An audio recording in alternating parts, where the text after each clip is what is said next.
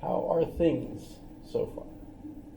You guys enjoying this course? Is it the funnest course you've ever had? One of them. One of them. Okay. Well,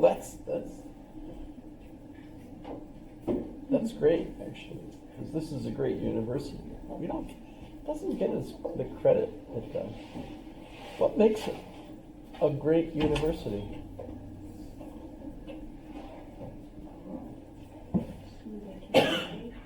Pardon?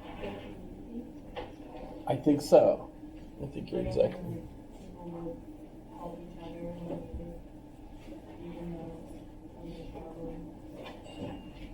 Study groups, things of that sort.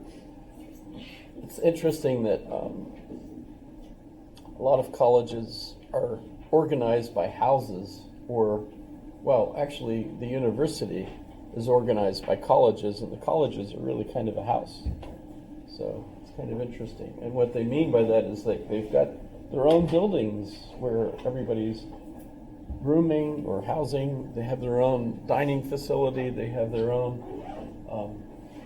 faculty that are associated with that particular college, and they usually have their own history that goes way back. I mean, it's just kind of amazing. Some of them, they go way back to, King Henry, the one that chopped the head off of Anne Boleyn, and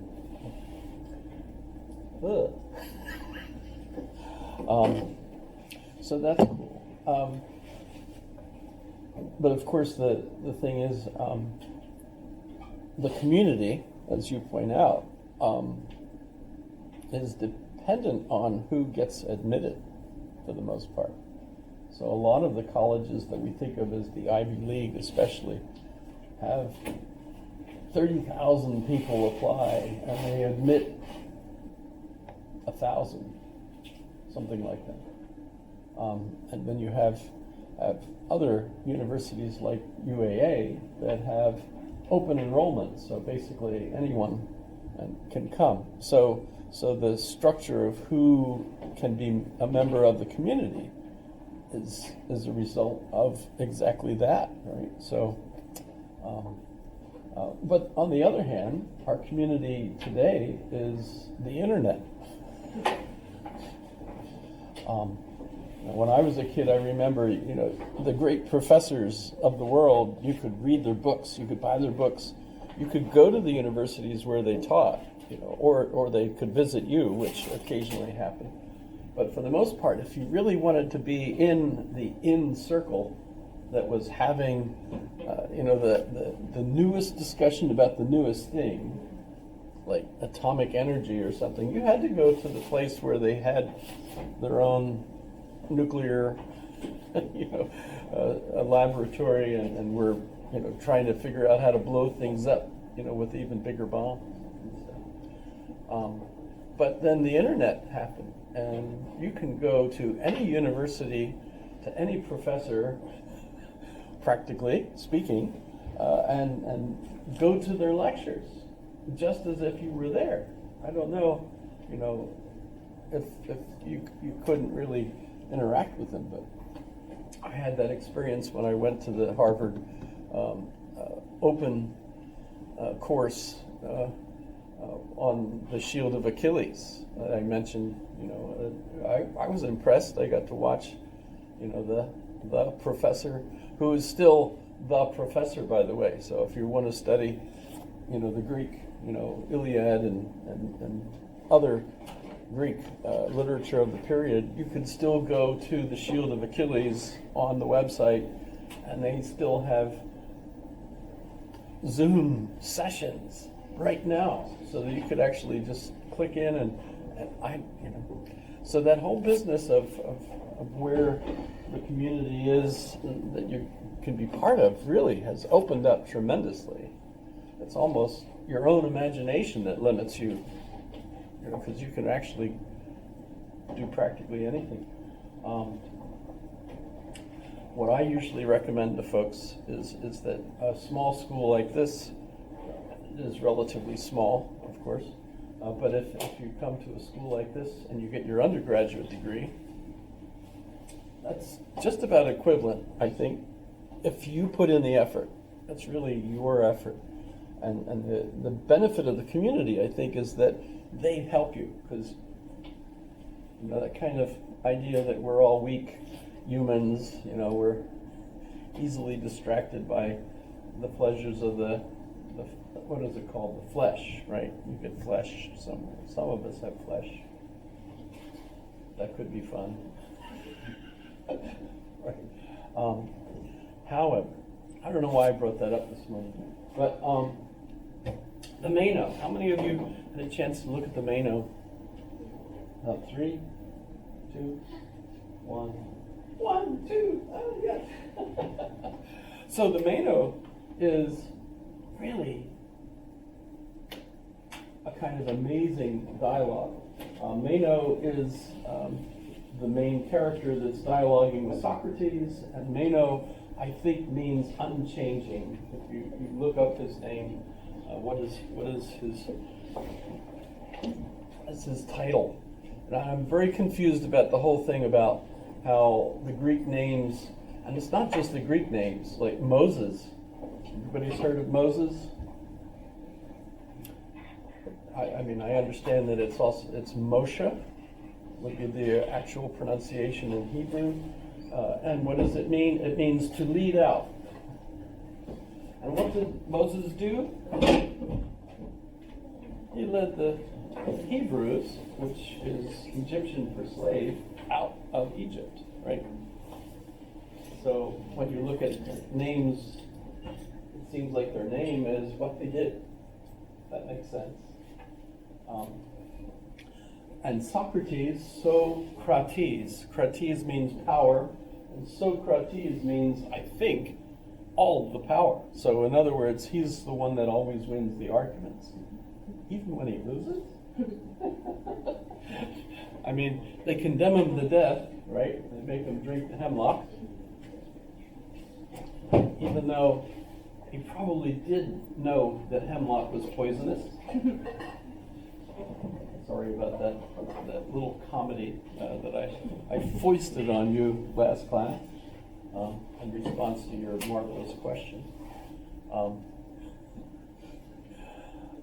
I mean, you got to have fun. If this is going to be the funnest class, you got to have some fun, right? So I'll maybe play some fun today. But the Mano asks some really interesting questions that frame the theory of mind, or the theory of the soul, or the psyche for the Greeks means breath, basically, which they use as the soul. Because if you're breathing, well, you've got soul. If you aren't breathing, probably not. But in any case, what is the soul? What is the soul? Do we believe in the soul today? I know some of you do, and believe that you have a soul, and I know that some of you don't, and believe that no, it's totally fictitious.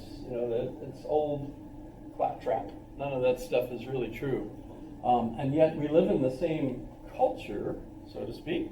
So I'm thinking that what those who believe that we have a soul mean by the soul, and those that believe we don't have a soul, are calling things different. They're meaning different things.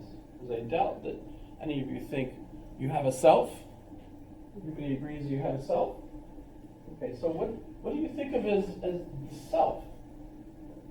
What is, yes, go ahead. Identity. Your identity, yes.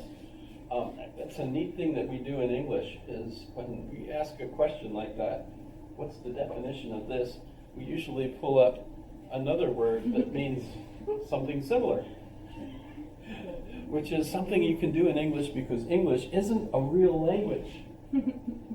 It's a hodgepodge of all sorts of languages. And hodgepodge, I think, is Hungarian. Although I looked it up and I had a Hungarian speaker say, no, it's not.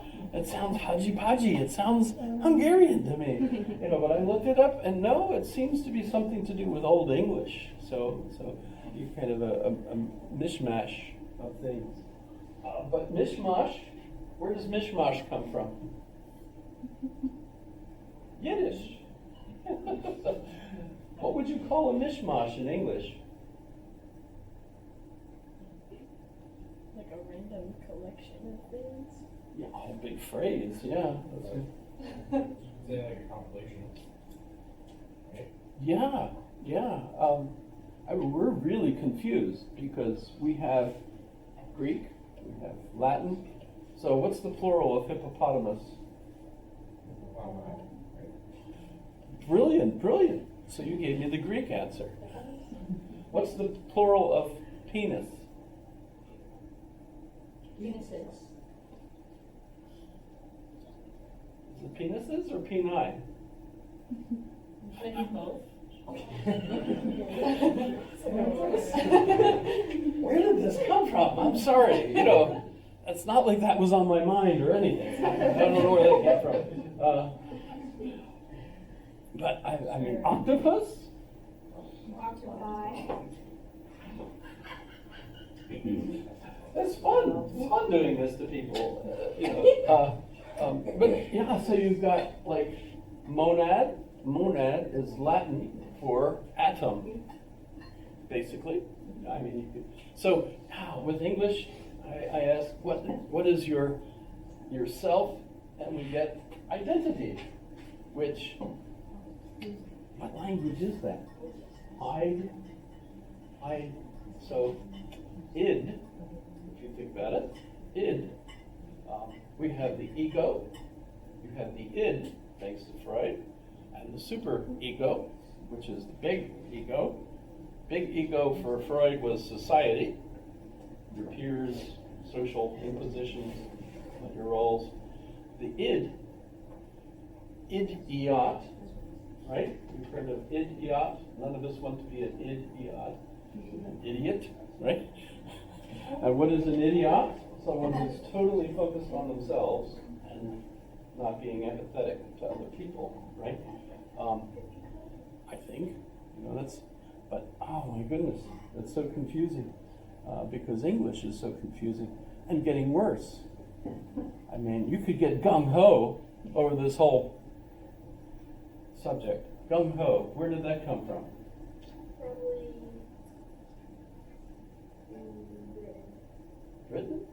sure. Well, I know at the Chinese New Year, they often will say gung-ho fa choi. I don't think we got it from China. No?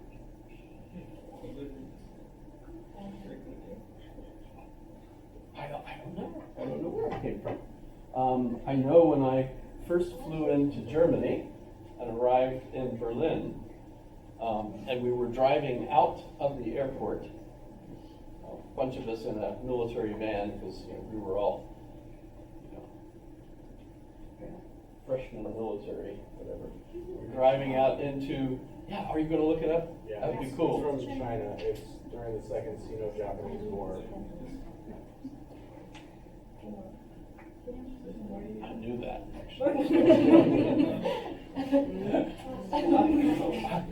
it could be, I brought it up on purpose, just to throw it over there, because I've been leaving Asia, all by itself out there, which, if we had a democracy, a worldwide democracy, who would be the rulers? China and India would be interesting, right? Because there's many people over there. Well, I'm bringing this up because we go back to this. Socrates, in his engagement with Meno, decides to call an assistant, and he calls on a slave boy. The only thing he requires of the slave boy is, does he speak Greek?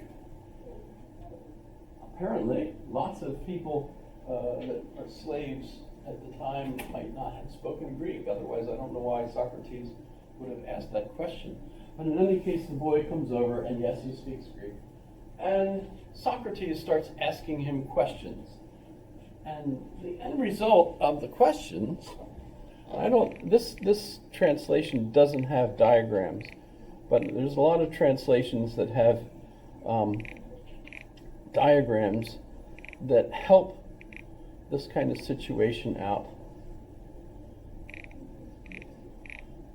Forget where it's really close towards the middle. Come hither, boy. He is Greek and speaks Greek, does he not? Yes, indeed. He was born in the house. So now he starts asking him questions. And this is called the Socratic method, and actually it's taught to teachers, so that, when you get right down to it, that's my hope, that I ask you questions that I don't have the answers to, but I know these are famous questions, and my hope is to inspire you to think about these questions and then try to figure out on your own what your answer is for them, right? Now, in this case, the young boy who has no geometry, and you all have geometry? Everyone has studied geometry here, pretty much?